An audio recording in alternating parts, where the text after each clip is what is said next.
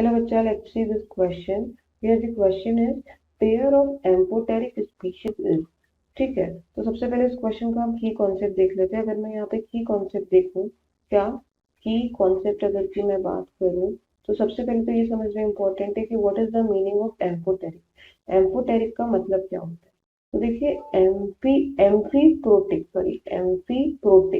Pair of amphiprotic species is. ठीक है, तो एम्फीप्रोटिक का मतलब सबसे पहले समझना जरूरी है.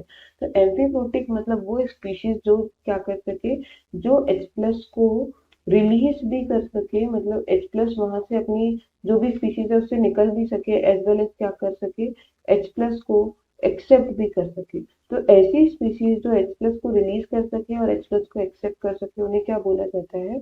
उन्हें बोला जाता है एम्फीप्रोटिक स्पीशीज. तो हमें बेसिकली यहाँ पे बताना है कि हमारा यहाँ पे कौन सा एम्फीप्रोटिक स्पीशीज प्रेजेंट है. तो इसको समझने की कोशिश कीजिए.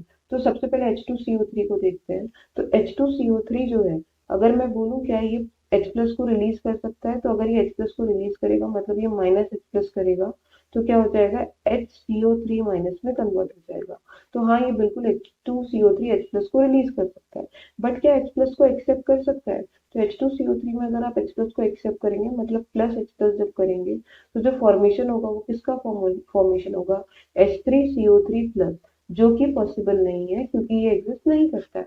तो आपका, क्योंकि H2CO3 आपको पता है ये एसिड होता है, कार्बोनिक एसिड H प्लस को क्या कर सकता है? रिलीज कर सकता है, बट ये एक्सेप्ट नहीं कर सकता, जिसकी वजह से ये एम्फीप्रोटिक नहीं होगा.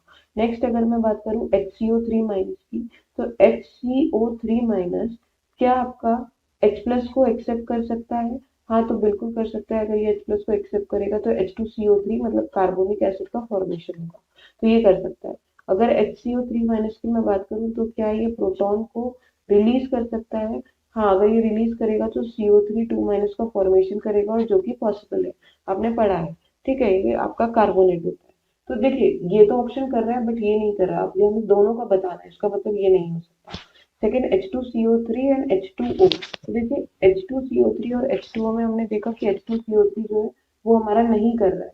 हमने देखा ये वाला एग्जाम्पल, H2CO3 सिर्फ H प्लस को क्या कर सकता है? रिलीज कर सकता है, एक्सेप्ट नहीं कर सकता. तो ये वाला ऑप्शन कट हो गया. इसका मतलब क्या? कि आपका H2O एक ही कट हो गया, तो दूसरे को देखने की जरूरत ही नहीं, तो ऑप्शन नंबर बी भी नहीं हो सकता.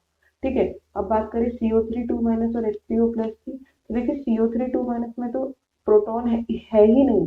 यहाँ पे CO3 2 माइनस में आप देखें तो हाइड्रोजन है ही नहीं. H प्लस रिलीज तो ये कर ही नहीं सकता, और H प्लस अगर रिलीज नहीं कर सकता मतलब यही वाला ऑप्शन आपका कट हो गया, मतलब ये आपका सी भी नहीं हो सकता. अब डी पे आ जाइए. डी पे अगर हम देखें तो HCO3 माइनस क्या प्रोटॉन को एक्सेप्ट कर सकता है? तो हमने देखा कि हाँ, कर सकता है. HCO3 माइनस अगर प्रोटॉन को एक्सेप्ट करेगा तो H2CO3 में कन्वर्ट होगा, और HCO3 माइनस करेगा तो CO3 2 माइनस में कन्वर्ट होगा. ठीक है, अगर प्रोटॉन को रिलीज करेगा.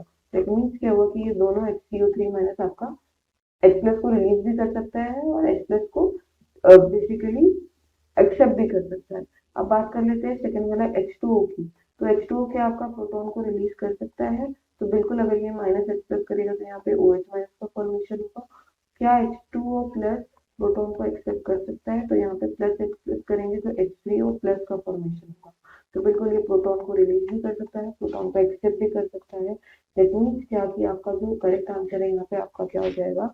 Option number D. क्योंकि HCO3 माइनस भी कर सकता है प्रोटॉन एक्सेप्ट रिलीज, और H2O भी कर सकता है. बेसिकली हमें दोनों स्पीशीज का देखना है.